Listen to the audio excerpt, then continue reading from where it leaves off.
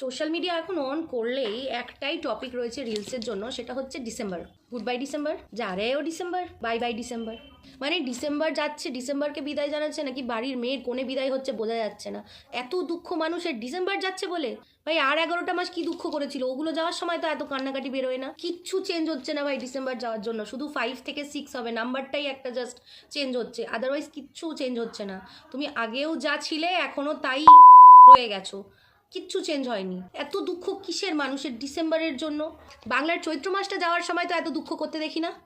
বড় এসছে ইংরেজের বাচ্চা। মানে ডিসেম্বর নিয়ে দুঃখ করাটাও এখন ট্রেন্ড হয়ে গেছে, দুঃখটা দেখাতে হয়, হোক বা না হোক। রাত 12টা পার হতে না হতে দুঃখ টুক্ষ সব ভুলে যাবে। ডিসেম্বর ডিসেম্বর কে এসব, কে ভাই চিনি না, সব দুঃখ ফুস হয়ে যাবে।